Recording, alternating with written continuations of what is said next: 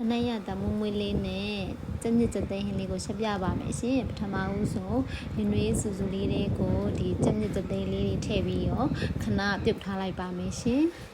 အဲ့လိုပြုတ်နေတဲ့အချိန်လေးမှာဒီနွေးမုံလေးလည်းနည်းနည်းထည့်လိုက်ပါတယ်ရှင်အနှံ့ရတာလေးပေါ့နော်ဒီအနှံ့ညှိနှံ့လေးပေါ့အဲ့ဒါလေးပျောက်သွားအောင်လို့ပါရှင်ပြီးရင်တော့ဒီစီပူလေးတွေကိုခုနကပြုတ်ထားတဲ့စက်သေးမြင့်လေးတွေကိုထည့်ပြီးတော့စုံလိုက်ပါမယ်ရှင်ဒီဆက်တဲ့အခါမှာဒီကြက်အသေးမြင့်လေးတင်းတင်းလေးဖြစ်နေအောင်လို့ပေါ့နော်တင်းတင်းမာမာလေးဖြစ်နေအောင်ခဏလေးဒီ9မိနစ်လောက်ကြော်ပေးလိုက်တာပါရှင်ပြီးရင်တော့ဒီကြော်ထားပြီးတဲ့ဒီကြက်သေးမြင့်လေးတွေကိုခဏထည့်ထားလိုက်ပါမယ်ရှင်ခုနကဒီကြော်ထားတဲ့စီလေးကိုပဲစက်သွန်မီလေးကိုထည့်ပြီးရောစီတက်ပါမယ်ရှင်စက်သွန်မီလေးတွေနွမ်းလာပြီဆိုတာနဲ့ဒီ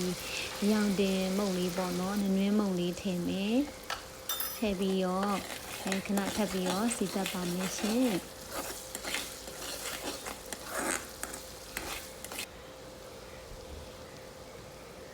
ပြီးရင်တော့ဒီစက်သွန်ဖြူလေးထည့်ထောင်းထားတာလေးထည့်ပြီးတော့စီတက်ပါမယ်ရှင်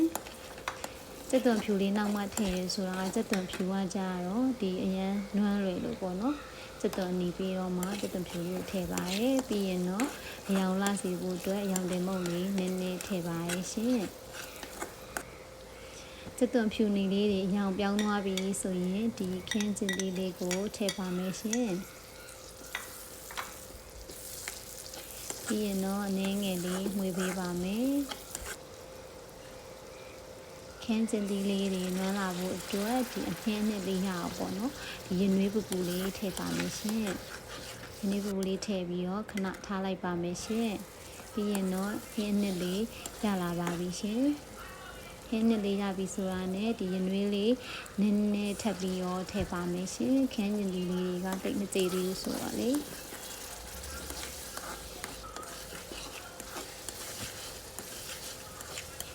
ငယ်လေးမွေးပေးပါမယ်ပြီးပြီဆိုရင်တော့စားဟင်းခမုံလေးတွေ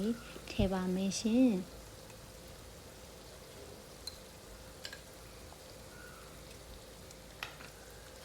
ပြီးရင်ငယ်လေးထပ်ပြီးတော့မွေးပေးပါမယ်စက်သေးမြစ်လေးတွေထည့်ပြီးတော့တစ်ခါစီတက်ပါတော့မယ်ရှင်ဟင်းနှစ်လေးနဲ့ပေါ့နော်စက်သေးမြစ်လေးတွေကိုစီတက်မယ်